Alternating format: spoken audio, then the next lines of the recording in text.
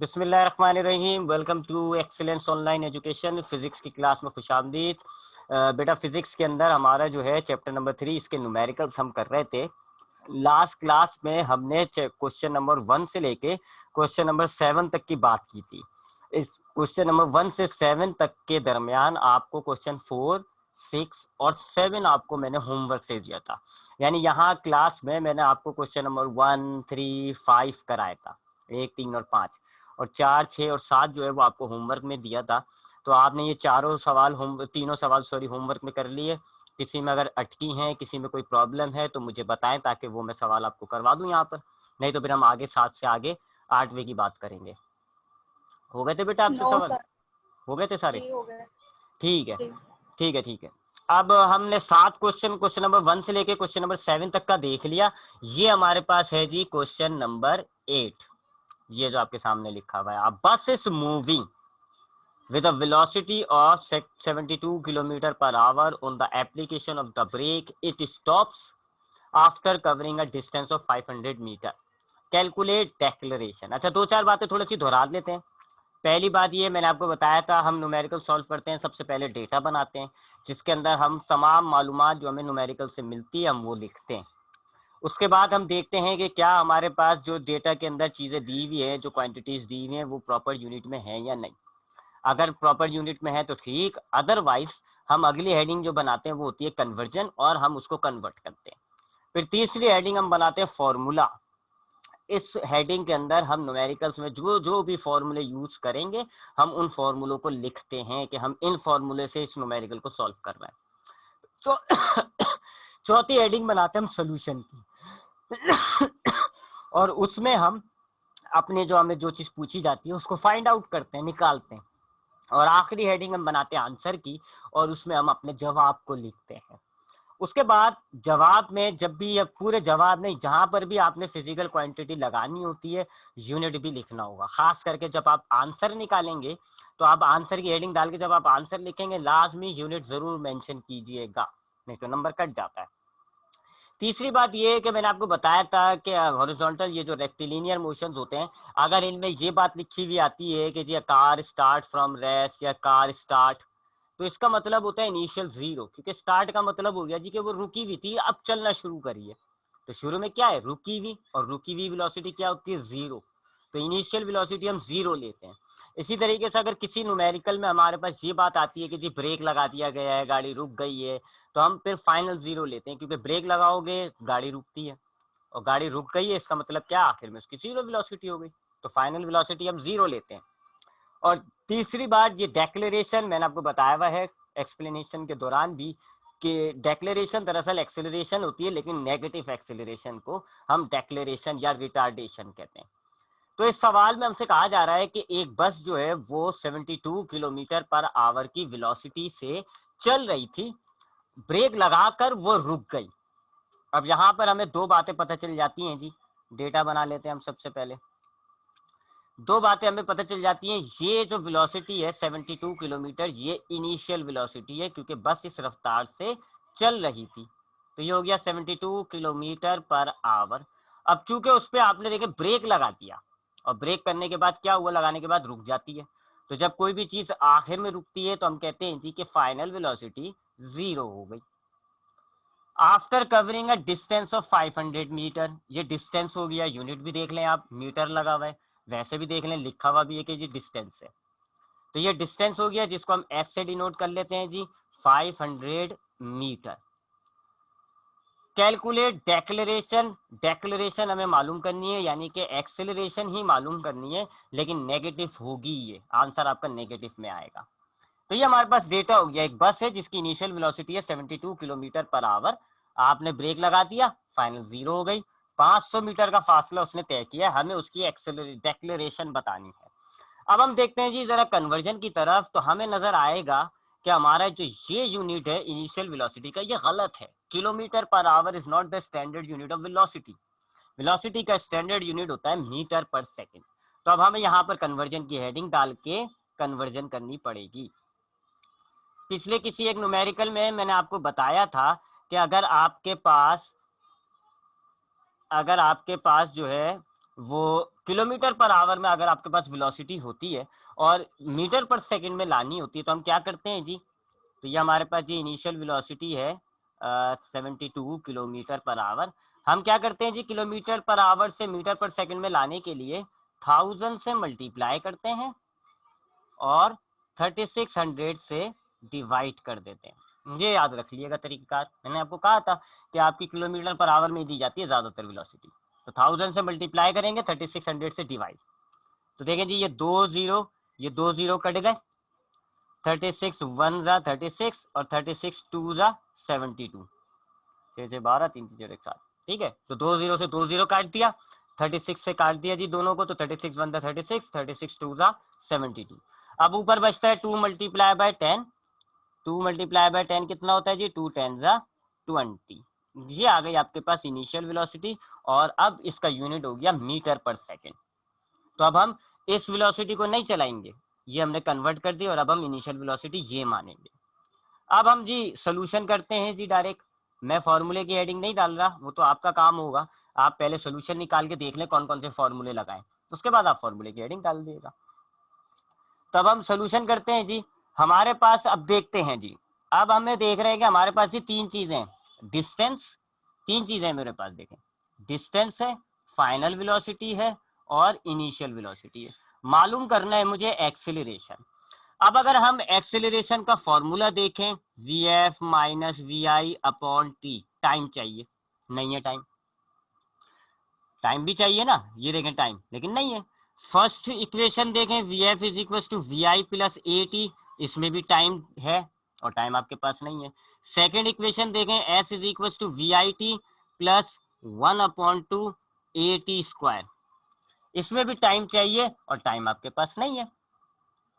ठीक है, और थर्ड इक्वेशन देखें, 2as is equal to V F square minus we I square, इसमें देखें एक्सेलरेशन है, आप इसमें से एक्सेलरेशन निकाल सकते हो, और इस इक्वेशन में आपके पास टाइम नहीं है। जो जो वेरिएबल्स हैं वो सब आपके पास मौजूद है, देखिए डिस्टेंस भी है, फाइनल वेलोसिटी भी है, इनिशियल भी है। तो हम ये नहीं लगा सकते, ये नहीं लगा सकते, ये नहीं लगा सकते, क्योंकि टाइम इन्वॉल्व हुआ हुआ है इसमें। हम ये वाला फॉर्मूला लगाएंगे क्योंकि इसमें टाइम नहीं है। ठीक, तो हम थर्ड इक्वेशन ऑफ मोशन लगाते हैं। थर्ड इक्वेशन ऑफ मोशन क्या है जी, 2as is equal to V F square minus we I square. अब मैंने आपको पहले वैल्यूज डाल देते हैं, 2 की जगह 2, ए हमें पता ही नहीं है, ए तो हमें मालूम करना है। डिस्टेंस की जगह हम डिस्टेंस लिख देंगे जी 500 मीटर। वी एफ हमारे पास कितना है जी 0, स्क्वायर हुआ हुआ, लिहाजा हमें भी स्क्वायर करना होगा। माइनस इनिशियल वेलोसिटी हमारे पास 20 है, चूंकि स्क्वायर है तो हमें भी स्क्वायर करना होगा। अब हम सॉल्व करते हैं जी, ये 2 500 से मल्टीप्लाई हो जाएगा आंसर 1000, और ए बच गया एज इट इज। दो को आपने 500 से मल्टीप्लाई कर दिया, 1000 हो गया, ए एज इट इज। ये 0 स्क्वायर तो बेकार है, ये तो खत्म हो जाएगा, बेकार ही होता है। माइनस और 20 का स्क्वायर, यानी 20 को हम 20 से मल्टीप्लाई करें, 20 मल्टीप्लाई बाय 20, तो आंसर आएगा जी 400। अब ये 1000 ए के साथ मल्टीप्लाई हो रहा है, इसको अगर मैं 400 के पास लेकर जाऊंगा तो डिवाइड हो जाएगा, यानी कि -400 डिवाइडेड बाय 1000। अब आप इन दोनों को डिवाइड कर दें, 400 को 1000 से डिवाइड करें, मैं कैलकुलेटर से कर लेता हूँ। 400 डिवाइडेड बाय 1000, आंसर आएगा 0.4 माइनस का, ए इज इक्वल टू माइनस का, क्योंकि माइनस साइन है, 0.4 मीटर पर सेकेंड स्क्वायर। देख लें जी, एक्सेलरेशन आपके पास नेगेटिव में आ रही है, क्यों, क्योंकि रिटार्डेशन है, ये डेक्लेरेशन है, वेलोसिटी कम हुई है। शुरू में कितनी थी देखें उसकी 72, और आखिर में कितनी हो गई 0, कम हुई है ना, रिड्यूस हुई है वेलोसिटी। तो जब वेलोसिटी कम होती है तो हमारे पास एक्सेलरेशन नेगेटिव होती है, जिसको हम रिटार्डेशन कहते हैं। तो ये हो गया जी क्वेश्चन नंबर 8। अब हम आगे बढ़ते हैं, इजी क्वेश्चन था ये, तो इतना मुश्किल नहीं था। अब हम आगे बढ़ते हैं जी, क्वेश्चन नंबर 9 की तरफ जाते हैं। टाइप करता हूं मैं अब क्वेश्चन नंबर 9 को, लेट मी सी के क्वेश्चन नंबर 9, हाँ, a car starting from west and attains a velocity of 20 metre per second in 5 seconds. A car starting from rest attain a velocity of 20 meter per second in 5 seconds. Find the distance covered by the car. Find the distance covered by the car. ये जी छोटा सा numerical, लेकिन छोटा सा नहीं है, खैर बड़ा है। अब हम इस न्यूमेरिकल को सॉल्व करेंगे जी। ये है हमारे पास नंबर 9। अब हमने इस न्यूमेरिकल को सॉल्व करना है। सबसे पहले हम डेटा बनाएंगे। A car start from rest. 50 दफा बता चुका हूं, जब भी कोई चीज रेस्ट से स्टार्ट होती है initial 0, attain the velocity of 20 metre per second. अब इनिशियल 0 है तो ये क्या हो गई, फाइनल। फाइनल वेलोसिटी आपके पास है 20 metre per second in 5 second. ये टाइम हो गया, टाइम हो गया आपके पास 5 सेकेंड। फाइंड डिस्टेंस, डिस्टेंस आपको मालूम करना है। डेटा तो बना इंतहाई आसान था। इनिशियल वेलोसिटी 0 है क्योंकि गाड़ी रेस्ट से स्टार्ट हो रही है। 20 metre per second final velocity हो गई। 5 सेकेंड का टाइम दिया हुआ है। डिस्टेंस आपको पता करना है। कन्वर्जन देखेंगे अगर हम, तो हमें कन्वर्जन करने की जरूरत नहीं है क्योंकि दो चीजें हैं, एक फाइनल वेलोसिटी सही यूनिट में, टाइम आपका सही यूनिट में, तो आपको कन्वर्जन करने की भी जरूरत नहीं है। डेटा आपने बना लिया। अब आते हैं डायरेक्ट इसके सोल्यूशन पर।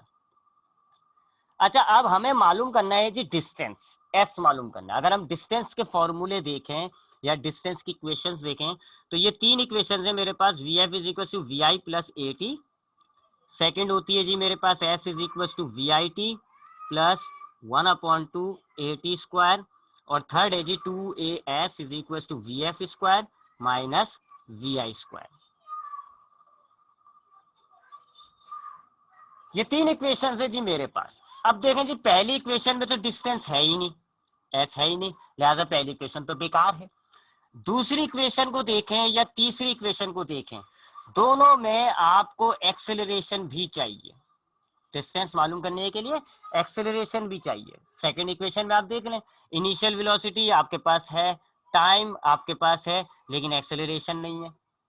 थर्ड इक्वेशन को देखें तो फाइनल वेलोसिटी आपके पास है, इनिशियल वेलोसिटी आपके पास है, एक्सेलरेशन नहीं है। तो यहां पर हम ये देखते हैं कि डिस्टेंस आप तभी मालूम कर सकते हो जब आपको एक्सेलरेशन पता हो, क्योंकि आपके पास जो डिस्टेंस की दो इक्वेशंस हैं दोनों में एक्सेलरेशन इन्वॉल्व हुआ होता है। तो यहां पर हमें डिस्टेंस मालूम करने से पहले एक्सेलरेशन मालूम करना पड़ेगा। हमें कहा नहीं है मालूम करने को, ये याद रखिएगा। हमें तो सिर्फ डिस्टेंस मालूम करने का है कि जी डिस्टेंस मालूम करूं, लेकिन हम क्या देखते हैं जी, हमारे पास जो दो इक्वेशंस हैं डिस्टेंस मालूम करने की, उनमें एक्सेलरेशन चाहिए होता है। तो अगर मुझे डिस्टेंस मालूम करना है तो पहले मुझे एक्सेलरेशन मालूम करना होगा। इसकी मिसाल ऐसे ले लें, आपसे कहा जाता है जी खाना बनाओ जाकर के आलू गोश्त। अब आपको कहा गया आलू गोश्त जाके बनाओ, लेकिन जब आप वहां जाते हो देखते हो आलू कटे हुए ही नहीं है, आलू छिले हुए ही नहीं है। अब आपसे ये नहीं कहा कि आलू छीलो आलू काटो, आपसे तो कहा खाना बनाओ। लेकिन आप जानते हो कि आलू छिले हुए और आलू कटे हुए बगैर आप खाना नहीं बना सकते। तो अब आपको वो एक्स्ट्रा काम करना पड़ेगा। आपको आलू भी छीलने पड़ेंगे, आलू काटना भी पड़ेगा, तब जाके आपका असल काम होगा। यहाँ पर भी यही मामला है। हमारा असल काम है जी डिस्टेंस मालूम करना है, लेकिन बगैर एक्सेलरेशन के हम डिस्टेंस मालूम नहीं कर सकते। लिहाजा अब हमें पहले एक्सेलरेशन मालूम करना होगा। एक्सेलरेशन आप फॉर्मूले से निकाल लें, v F minus we I upon t, क्योंकि ये तीनों चीजें आपके पास मौजूद है। ये रही जी तीनों चीजें, वैल्यूज डाल देते हैं। V f 20, v i 0 time 5। 20 में से ये 0 माइनस करें 20 ही बचता है, और 20 को 5 से डिवाइड कर दें, 5 1 5, 5 4 20। एक्सेलरेशन आपने निकाल ली 4 मीटर पर सेकेंड स्क्वायर। अब आप डिस्टेंस मालूम कर सकते हैं। तो अब हम डिस्टेंस जो है थर्ड इक्वेशन से निकाल लेते हैं। थर्ड से निकाल लें, फर्स्ट सेकंड से निकाल लें, किसी से भी निकाल सकते हैं आप। मैं सेकंड से निकाल लेता हूँ, चलें। थर्ड तो मैंने बहुत दफा लगा दी, सेकंड में लगा लेता हूँ यहाँ पे, और मैं सेकंड से निकाल लेता हूँ। सेकंड इक्वेशन हमारे पास है s is equal to we I T plus 1/2 A T square. Values डालते हैं। वी आई हमारे पास कितना है जी 0, वी आई और टी इन दोनों के दरमियान कोई साइन नहीं है तो मल्टीप्लाई होता है। टाइम हमारे पास कितना है जी 5, फिर है प्लस 1/2, अब यहाँ पर भी मल्टीप्लाई है जी। एक्सेलरेशन हमने 4 निकाला है, टाइम हमारे पास है जी 5 और 5 का स्क्वायर होगा, तो हमने ये वैल्यूज डाल दी। याद रखिएगा यहाँ इनिशियल और टाइम के दरमियान मल्टीप्लाई, कुछ भी साइन नहीं होता ना अगर दो चीजों के दरमियान, तो मल्टीप्लाई माना जाता है। इसी तरह यहाँ देखें ये 1/2 ए और टी, इन तीनों के बीच में कोई भी साइन नहीं है तो हमने क्या लगाया, मल्टीप्लाई। अब 0 5 0 होता है, ये 0 5 0 और 0 प्लस बेकार होता है, तो ये सारा हिस्सा खत्म हो गया। 0 5 0 और 0 आप किसी भी चीज में प्लस करें कोई फर्क नहीं पड़ता। 2 1 2, 2 2 4, नीचे का 1 खत्म हो गया, 2 बच गया जी अब खाली। मल्टीप्लाई बाय 5 का स्क्वायर होता है 5 5 25, 25 को 2 से मल्टीप्लाई करें 50 मीटर, ये आंसर हो गया। तो कैलकुलेशन आसान थी, देखें जी 0 5 0, ये 0 हो गया और 0 बेकार होता है, तो ये सब खत्म हो गया। इधर 2 को 4 से काटा 2 बचा, 5 का स्क्वायर 25, तो ये आ गया जी 2 मल्टीप्लाई बाय 25, दोनों का आपने मल्टीप्लाई किया, डिस्टेंस आ गया। ठीक है जी, क्वेश्चन नंबर 9 हो गया। आगे बढ़ते हैं, अब आते हैं हम क्वेश्चन नंबर 10 की तरफ। क्वेश्चन नंबर 10 है जी,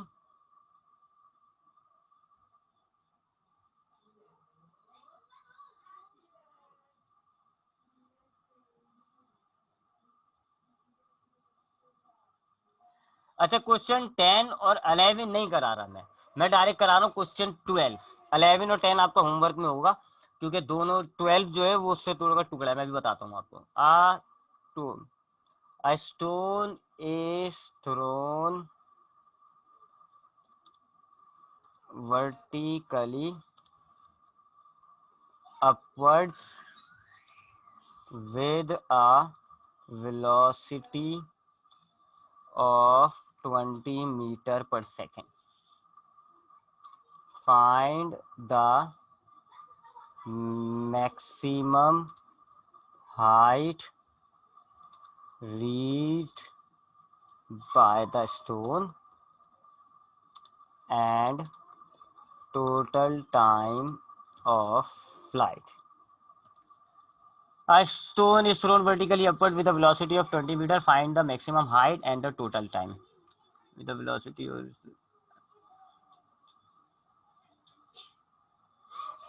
अच्छा जी, अब हम ये वाला न्यूमेरिकल देख लेते हैं जी।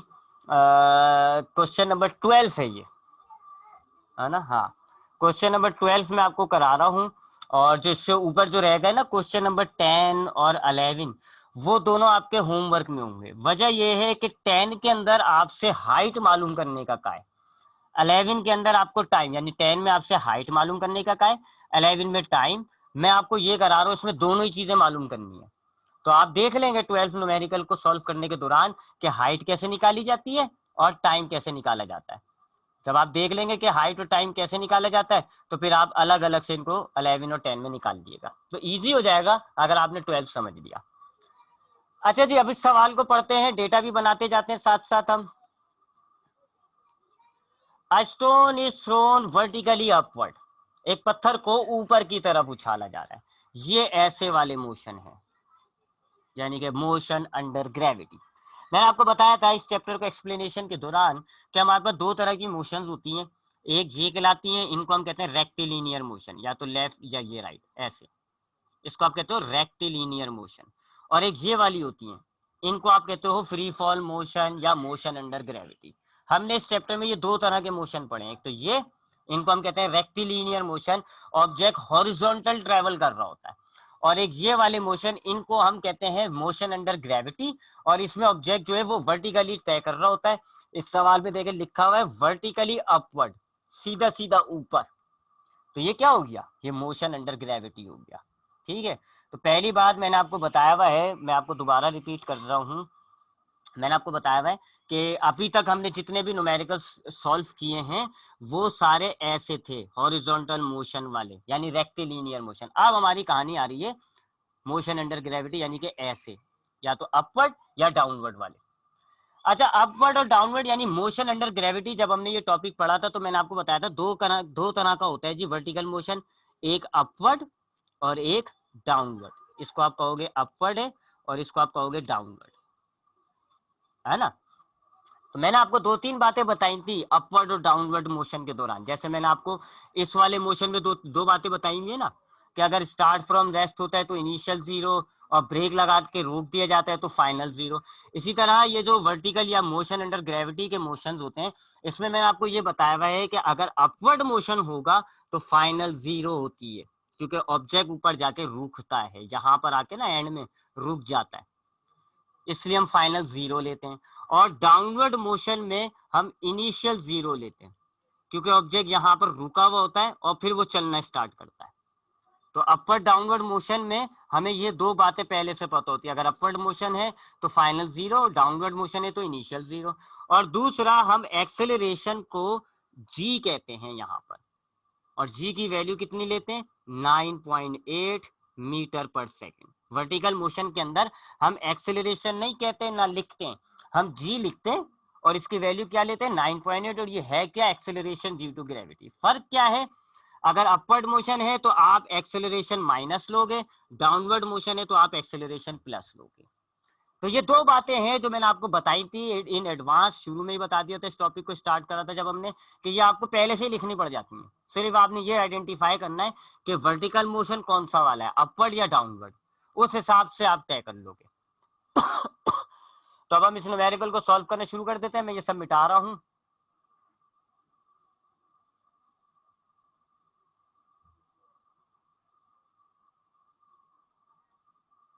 हाँ, अच्छा जी, अब देखें इस सवाल में क्या कह रहे हैं, अ stone is thrown vertically upward, ऊपर, वर्टिकली का मतलब बिल्कुल सीधा सीधा ऊपर की तरफ जा रहा है, अपवर्ड यानी कि ये। और अपवर्ड मोशन में मैंने आपको अभी भी बताया फाइनल जीरो, और ए की वैल्यू जो है वो हम कहेंगे जी, और उसको हम लेंगे कितनी, -9.8 मीटर पर सेकेंड स्क्वायर।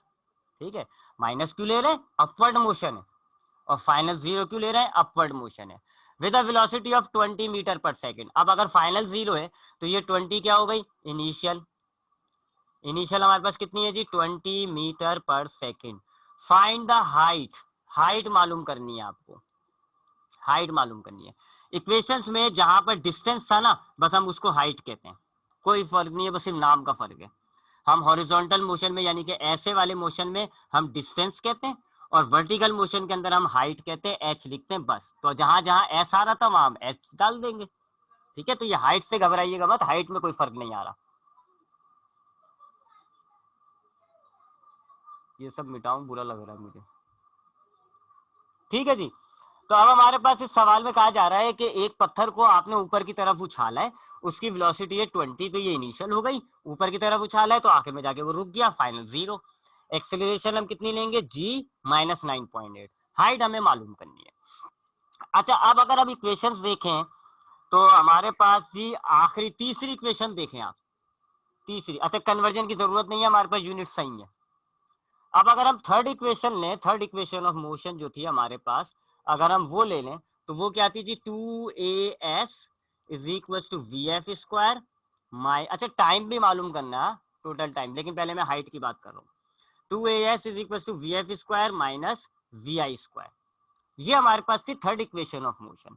अब जरा इसको हम कन्वर्ट करें तो ए की जगह क्या आ जाएगा, जी, लिहाजा जी आ गया, और एस की जगह क्या आ जाएगा, एच। मैंने आपको बताया है ना, ए की जगह आप जी लिखते हो और एस की जगह आप एच लिखते हो, इज इक्वल टू, ये तो ऐसे ही रहती है जी, V F square minus we I square. Values डालते हैं, 2 जी की जगह आ जाएगा 9.8 माइनस का, हाइट आपको मालूम करनी है, फाइनल आपके पास 0 स्क्वायर है, इनिशियल आपके पास 20 स्क्वायर है। इसको सॉल्व करते हैं, 2 को 9.8 से आप मल्टीप्लाई करेंगे, 8 और 16, 19.6 माइनस का आ जाएगा, एच बच गया। 2 को आप 9.8 से मल्टीप्लाई करें तो 19.6 आएगा। अच्छा, इधर ये 0 स्क्वायर बेकार है, -20 का स्क्वायर होता है जी 400, माइनस से माइनस कट गया, आपके पास बचा 19.6 एच, और इधर आपके पास बचा 400। अब ये 19.6 मल्टीप्लाई हो रहा है, इसको दूसरी तरफ लेकर जाऊंगा मैं तो ये डिवाइड हो जाएगा, यानी कि 400 डिवाइडेड बाय 19.6। अब हम इनको कैलकुलेटर की मदद से डिवाइड कर देते हैं, 400 डिवाइडेड बाय 19.6, आंसर आएगा आपके पास 20.40। मैं यहाँ पे लिख लेता हूँ, आंसर आपके पास हाइट कितनी आ रही है, 20 20.40 मीटर। अच्छा, एक और बात वो ये है कि यहाँ पर आपको आसानी के लिए मैट्रिक में कहा जाता है कि नहीं 9.8 आपको बताया भी था, 9.8 की बजाय 10 ले लें आप, ताकि आपकी कैलकुलेशंस आसान हो जाए। तो आप चाहें तो 9.8 थोड़ा सा ही फर्क होता है, कोई इतना इशू नहीं आता, तो आप 10 भी ले सकते हैं। आप जी को आप 10 ले लेंगे तो यहाँ 10 हो जाएगा वगैरह वगैरह, और आपका ये 20 आंसर आएगा। तो ये तो मैंने तो आपको एग्जैक्ट वैल्यू से करवाया है 9.8 से, आप चाहें तो 10 को यूज कर सकते हो। तो हाइट आ गई जी आपके पास कितनी, 20.40 मीटर, 20.40 मीटर, ये आपके पास हाइट आ गई। अब बात करते हैं टाइम की, क्योंकि टाइम भी मालूम करने का है, and total time of flight. तो टाइम भी मालूम करना है हमें, तो अब हम टाइम के लिए क्या करते हैं जी, आपके पास पहली इक्वेशन है v F is equal to we I plus A t, उसको लगा लें आप। चाहे तो आप ये एक्सेलरेशन का फॉर्मूला ले लें, acceleration is equal to V F minus we I upon time, ये था ना एक्सेलरेशन का फॉर्मूला। पहले तो आप इसको करेक्ट करो, एक ही जगह आप लिखो जी, V F minus we I upon time. अब आप टाइम उधर ले जाएं, जी को इधर ले आए, डिवाइड हो रहा है उधर जाके मल्टीप्लाई होगा, मल्टीप्लाई हो रहा है जाके डिवाइड, यानी ये ऐसे हो जाएगा, time is equal to V F minus we I upon जी। ठीक है जी। तो अब हमारे पास ये टाइम का फॉर्मूला बन गया, अब हम इसमें वैल्यूज डाल देते हैं। Time is equal to we f हमारे पास कितना है 0, माइनस वी आई हमारे पास कितना है 20 अपॉन जी कितना है 9.8। टी इज इक्वल टू, ये 0 तो बेकार होता है और माइनस कट जाएगा, 20 अपॉन 9.8, या अगर आप 10 यूज कर रहे हैं तो 10, और इन दोनों का आप डिवाइड करेंगे तो तकरीबन आपके पास आएगा जी 2 सेकेंड। ठीक है, अगर आप इसको डिवाइड करेंगे तो तकरीबन 2 आ जाएगा आंसर।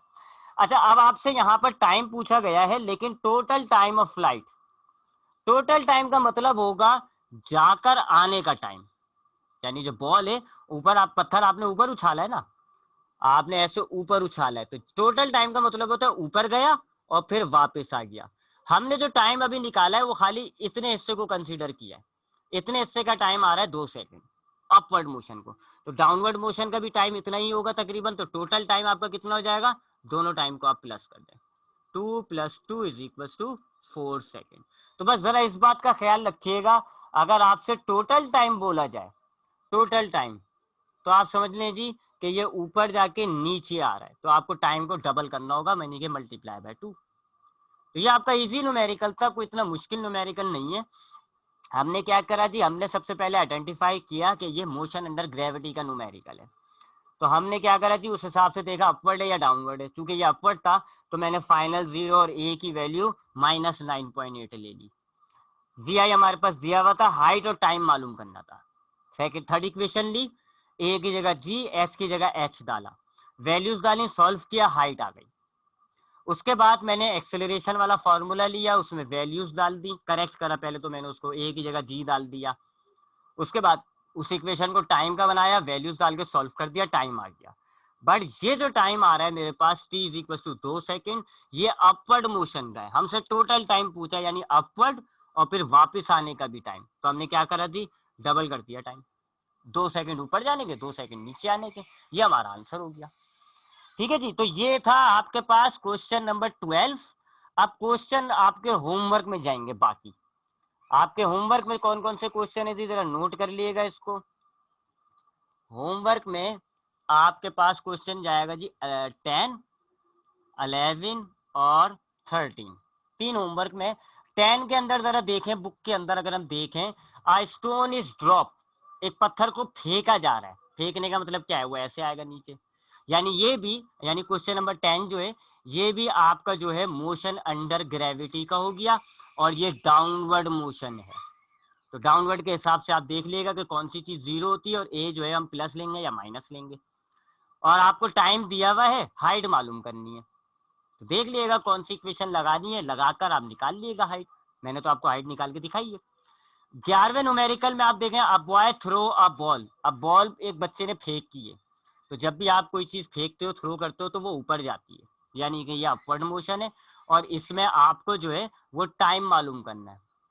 ठीक है, और टोटल टाइम है ये भी, ये जो है ना टाइम थ्रो और कैच, तो ये वही हो गया जी, टोटल टाइम थ्रो और कैच के दौरान कितना टाइम लगता है। और 13वां न्यूमेरिकल देखें जी, वो बिल्कुल आपका इसी तरीके से होगा, उसमें वेलोसिटी भी मालूम करनी है। तो ये 3 क्वेश्चंस आपके होमवर्क में होंगे, 10, 11 और 13। इनको ट्राई करिएगा, ट्राई इट आउट, इनको ट्राई करें। अगर कोई सवाल ना हो आपसे तो फिर मुझे आप कल की क्लास में बताइएगा, तो इंशाल्लाह फिर मैं आपको वो कल की क्लास में कराऊंगा। ठीक है, कोई सवाल है तो पूछे बेटा निशा, माइक ऑन करके।